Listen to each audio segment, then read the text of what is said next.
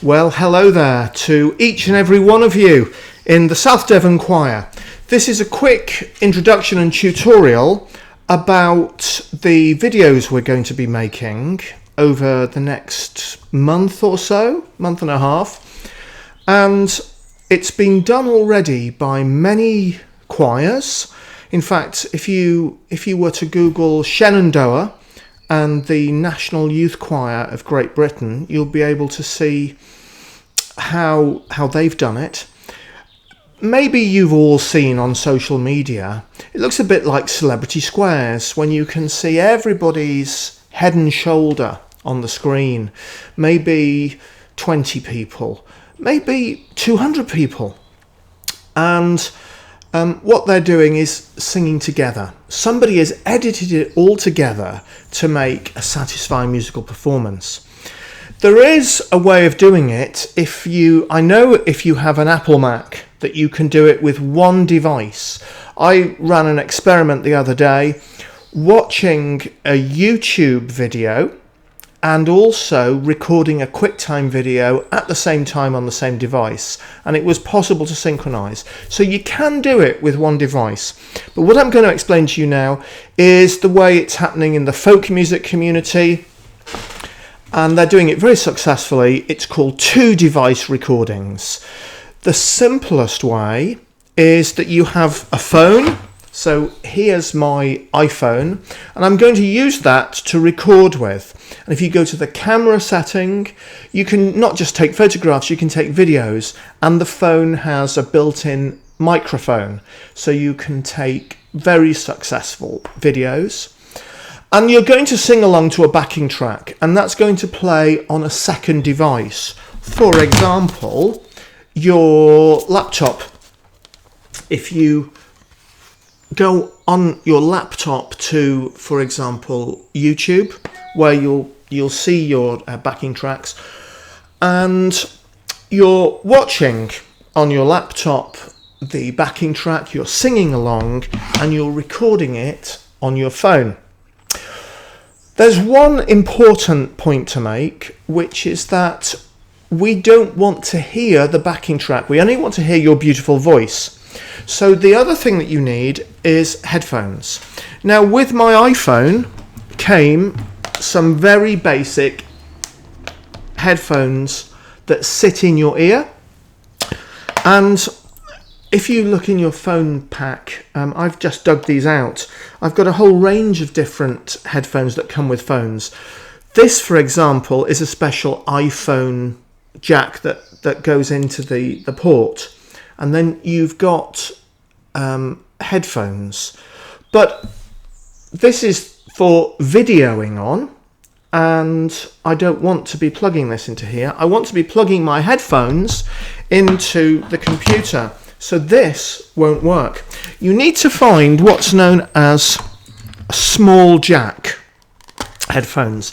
Here's almost identical to the ones I've just shown you, and they have this socket, this small jack, which fits the headphone port of all MacBooks, iPads, and tablets. For example, here's a tablet. This is a Samsung tablet. There's the headphone port, and I'm just plugging it in there. If we just take a look on the MacBook Pro, headphone port there, small jack goes in. Now, the quality of sound that you get from these tiny headphones is not great. They're just designed for phone conversations, really. So the next step up, really, is to get a pair of headphones such as this, which have the small jack at the end. So there's the small jack. Let me show you what a large jack looks like, because if you like listening to music on your hi-fi through headphones, you will have a large jack like this. This is no good for portable devices. This is for plugging into your amp on your hi-fi. You can, however, get an adapter. So you plug this into the adapter, and the end of the adapter has this. So forget the large jack headphones, we don't want those today. You want the small jack headphones, and plug this into the device that's going to be playing the YouTube video, so you can hear the YouTube video but nobody else can, certainly not your microphone. One final word about headphones before we move on to microphones. There's one other way of listening through headphones, and it's quite swish. You have these cordless, and they connect via Bluetooth to your laptop or your tablet. And I do recommend them, because you've done away with all of the wires going everywhere. So Bluetooth headphones, possibly one way to go. Let's move on and look at microphones. I did say earlier there's a perfectly good mic on your phone. However, if you balance your phone on a surface to make your video, there's John on the phone. Now, where was I? So the microphone is at the bottom of the phone. Put it on a flat surface and you've muffled your sound. So consider doing a portrait. No, not a portrait, a landscape version, or turning your phone upside down, because most phones will realise that it's upside down and it will automatically put the video the right way. So there's your recording device.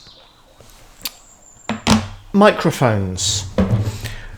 There is, as we know, a perfectly decent mic on most modern smartphones. If you have a phone like this, you can't do it.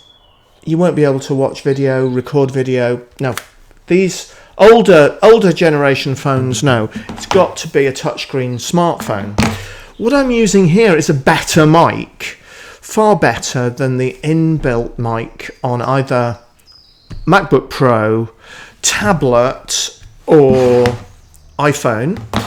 This is a special USB mic. You just plug it straight into your computer and you're getting much higher quality audio, almost professional radio channel audio. It's called a Blue Yeti. It's manufactured by a company in Latvia, and it produces much better sound. We're going to use it later to record the organ in Paynton. So you can invest in good Bluetooth headphones, in a much better microphone, but you can just do it with your phone and your computer. In terms of speakers, to listen back, the speakers on a modern day MacBook Pro are really good. I, however, have upgraded my speakers to this. It's a Bose surround sound speaker. I bought it at Schiphol in the duty free.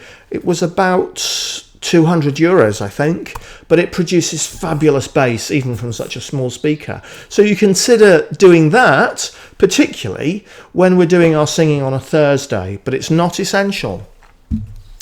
So this is the workflow. You get on one device, either your computer or your tablet, say on the tablet, the backing track that you're going to sing with. You plug the headphones in the headphone socket,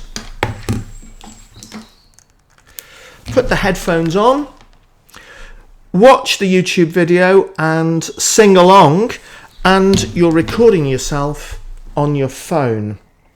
How do we synchronize? Well, we're going to do it a little bit like in the movies with a clap. And so the backing track, you'll hear your starting note, perhaps played a few times in the first bar, and then there'll be a moment when I clap, and you're going to clap with me and then sing. So good luck. We're going to start with some Tchaikovsky to get us going, and then expand. If you have a look at the National Youth Choir doing Shenandoah, you can see the sky's the limit. So now is the time for us to be doing this. We're a month, maybe 2 months behind, so it's time now. Good luck, and I can't wait to hear the finished result.